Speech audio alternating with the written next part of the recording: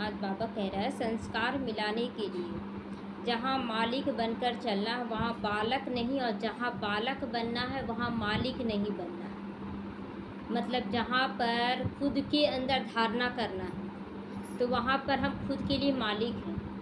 जहाँ हम दूसरों को राय देते हैं तो राय देने समय हम मालिक ज़रूर हैं, लेकिन उससे करवाने के लिए हम मालिक नहीं हैं, वहाँ हम बालक हैं। तो वो करे या ना करे वो उसकी मर्ज़ी, ज़बरदस्ती नहीं करा सकते हैं। तो जब ये स्थिति हमारी बन जाती है कि कहाँ मालिक और कहाँ बालक बनना है तो संस्कार मिला सकते हैं। नहीं तो हम लोगों के अंदर एक जिद हो जाएगा कि मेरे अनुसार तुम चलो, वो बोलेगा तुम मेरे अनुसार चलो, और दोनों में फिर झगड़ा होने लग जाता है। हमें झगड़ा नहीं करना है, कुछ उसकी सुनना कुछ अपनी सुनाना है, ऐसे करके बात को मिलाना है।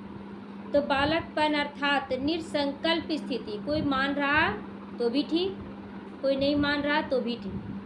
कहते हैं ना कि जब कोई खा रहा है अगर गलत चीज़, ठीक है गलत चीज़ खा रहा, नॉनवेज खा रहा, लहसुन प्याज खा रहा, उसे घृणा क्यों, उसे घृणा क्यों? द्वापर से तो लोग यही खा रहा ना, तो घृणा क्यों? खा ही रहा ना, उसका मन करेगा खुद ही छोड़ देगा। तो हमें घृणा नहीं करना है। लेकिन वास्तव में क्या होता है ना कि बहुत व्यक्तियों को देखा गया है ना कि अगर आपके अंदर लालच है, आपके अंदर लालच है, अगर सामने में देख लेंगे ना तो लगेगा नहीं खाओ नहीं खाओ, सामने वाले को ज़बरदस्ती मना करेंगे। अरे क्यों? अगर आपको नहीं खाना आप मत खाइए, सामने में देख रहे हैं उसको खाने का मन है।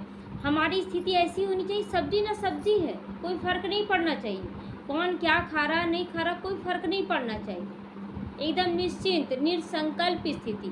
क्योंकि कल हम लोग भी करते थे, उस समय तो बड़ा अच्छा लगता था। तो क्या भगवान हम लोगों से घृणा किया? नहीं किया ना। तो हम लोगों को किसी से घृणा नहीं करना, कोई क्या खा रहा कोई नहीं, अपने आप कुछ छूटेगा।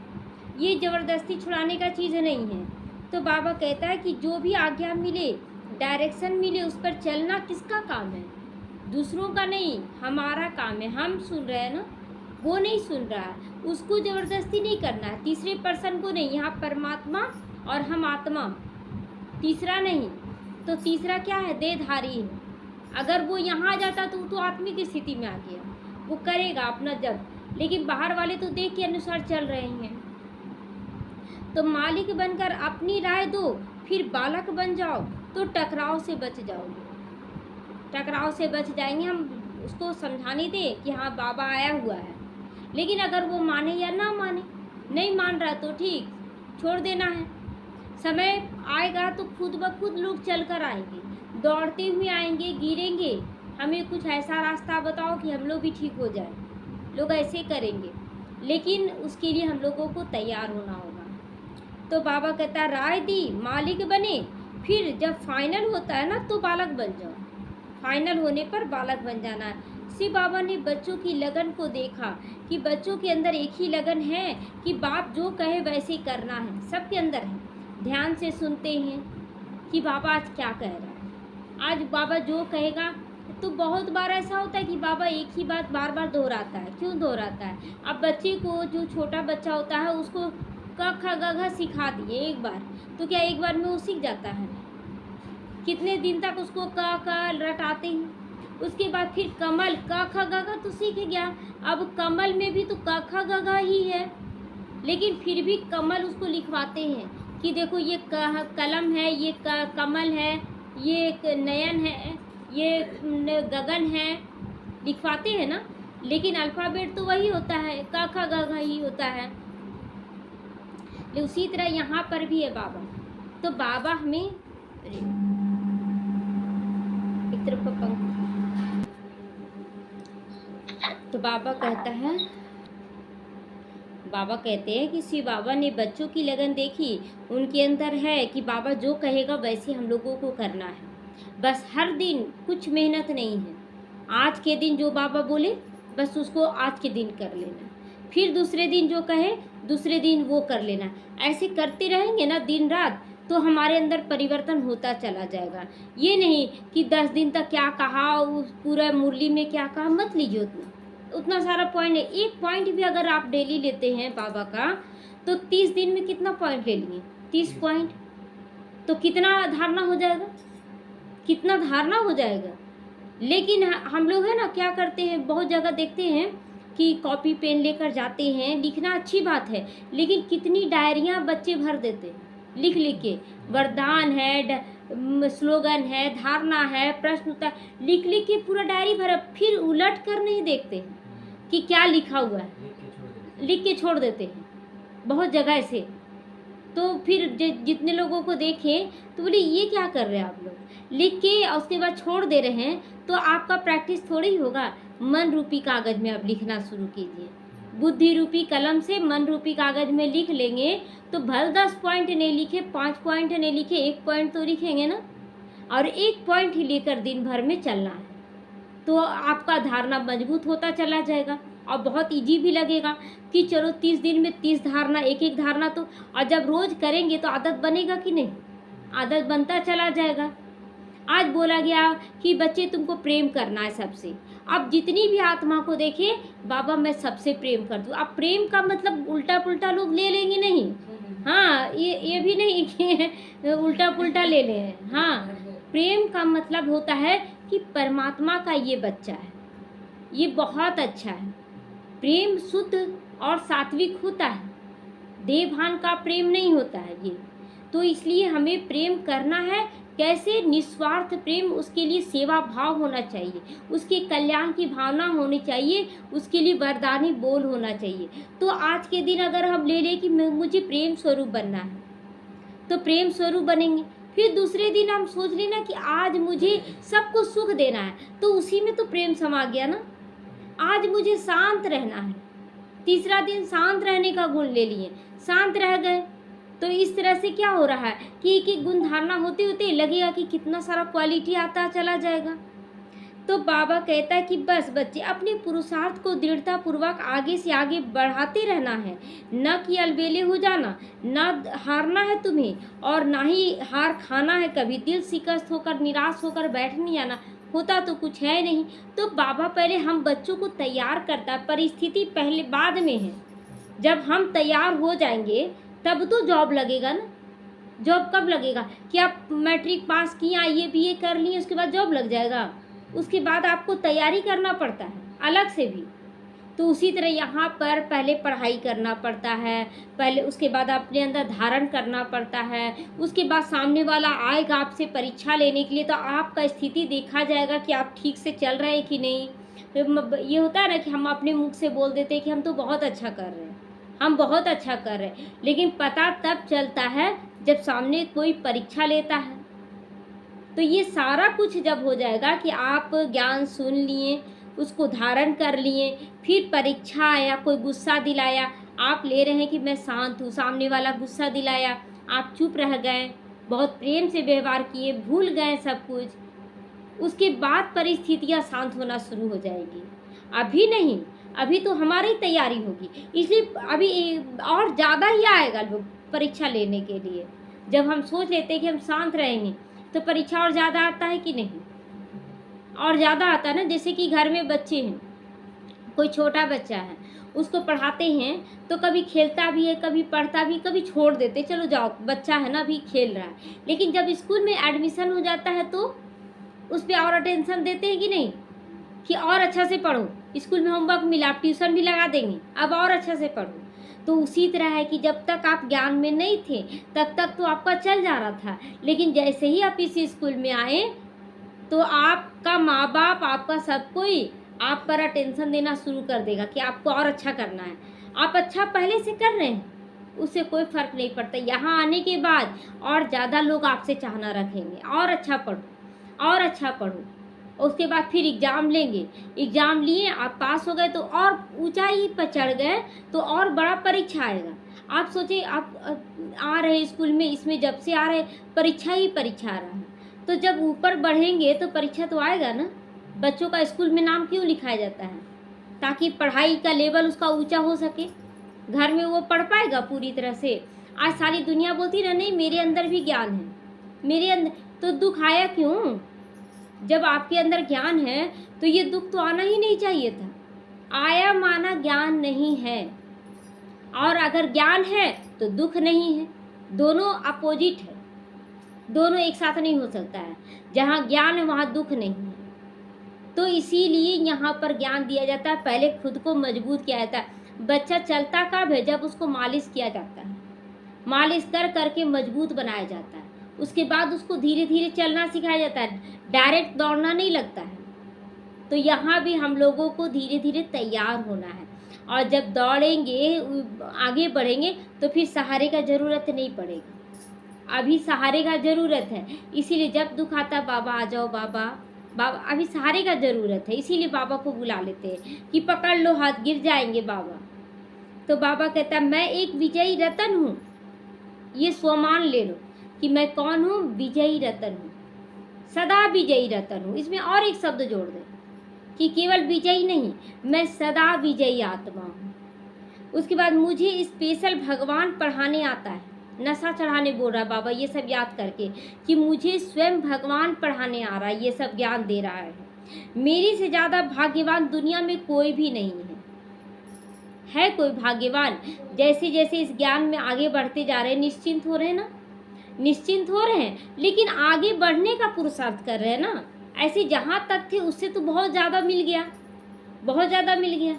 लेकिन अब क्या है कि और बहुत कुछ पा चुके हैं और पाने की इच्छा है, और गहराई में जाने की इच्छा है। एक पिक्चर था ना, हातिम ताई, उसमें जो क्वेश्चन था कि पा लिया और पाने की इच्छा है, हर पहेली का हल ढूंढता था।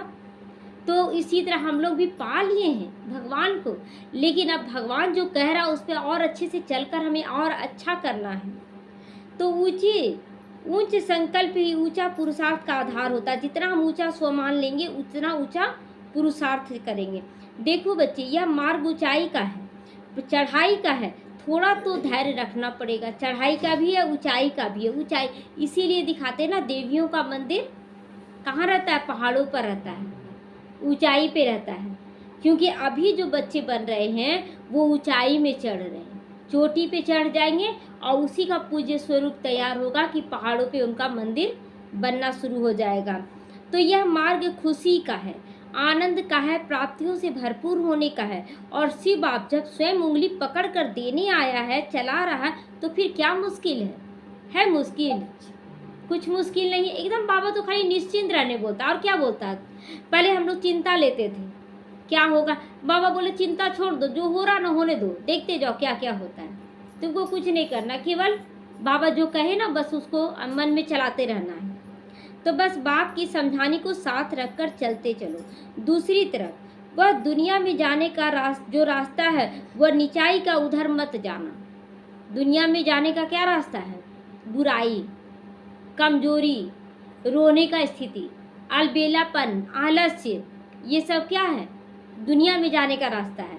और सदा चलते रहना, ये बाप के साथ चलना है।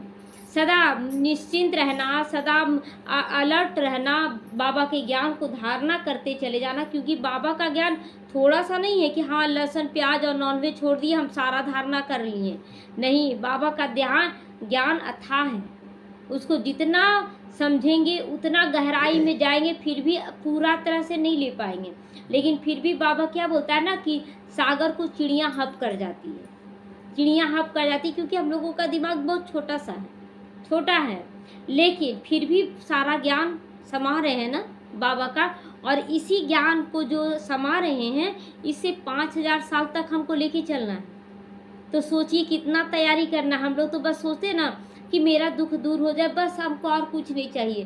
तो इसी जन्म तक चाहिए, और उसके बाद अगला जन्म, फिर अगला जन्म में क्या लेकर जाएंगे? इसीलिए यहाँ भरपूर करने का होता है कि केवल दुख दूर तो होना ही है बाबा के साथ चलकर, लेकिन 5000 साल के लिए हमें तैयारी करना है। तो इसीलिए बाबा के बच्चे करते जा रहे, रुकने का नाम नहीं लेना चाहते हैं। जिसको नशा चढ़ गया वो रुकेंगे? करते जाएंगे। और ऊंचा पढ़ाई करना, और ऊंचा पढ़ाई करना है। बाबा और दो सेवा क्यों मांगते हैं बच्चे? सेवा ताकि मेरा जमा हो सके। कितने लोगों को सेवा करके कल्याण हो जाए सबका, वो हमारा बैंक तैयार हो जाएगा। 100% बैंक तैयार हो जाएगा। तो बाबा कहता है कि कांटों, ये दुनिया क्या है? दुखों से भरा हुआ, कांटों से भरपूर है।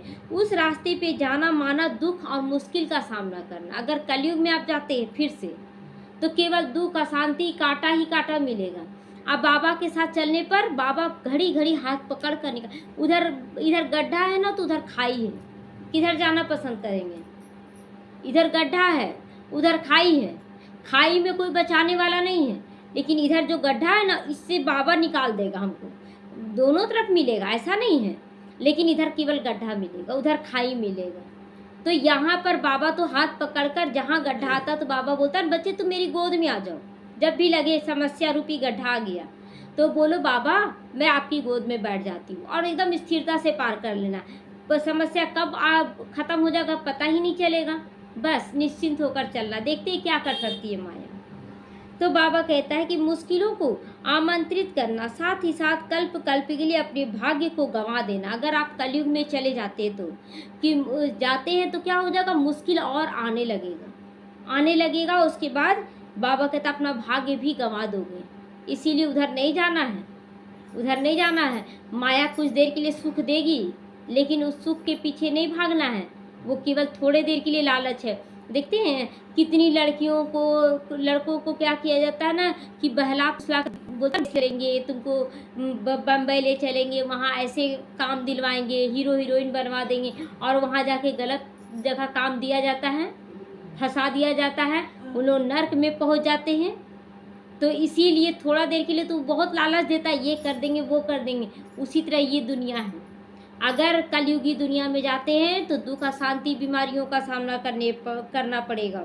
तो दुनियावी मार्ग इस समय सभी को अपनी ओर खींच रहा है, आकर्षण है ना, कि ऐसे घूमेंगे ऐसे रहेंगे, खींच रहा है, और बाबा के ज्ञान में एकदम साधारण होकर चल रहा है। बस इसी कारण लोग आकर्षित हो रहे कलयुग की तरफ, बाबा की तरफ बहुत थोड़े बच्चे आते, क्योंकि एकदम जब बाबा मिल गया तो अपने आप सारा जो भागने का संस्कार था ना, ये चाहिए वो चाहिए, खत्म हो जाता है, और लोग इसको स्वीकार नहीं कर पाते। अरे देखो इस ज्ञान में आने के बाद इनका क्या हो गया है, घूमना फिरना, खाना पीना सब कुछ इनका खत्म हो गया है, पता नहीं क्या ज्ञान दिया जाता है, लेकिन वास्तव में हम लोगों का सारा आनंद मिल जा रहा है।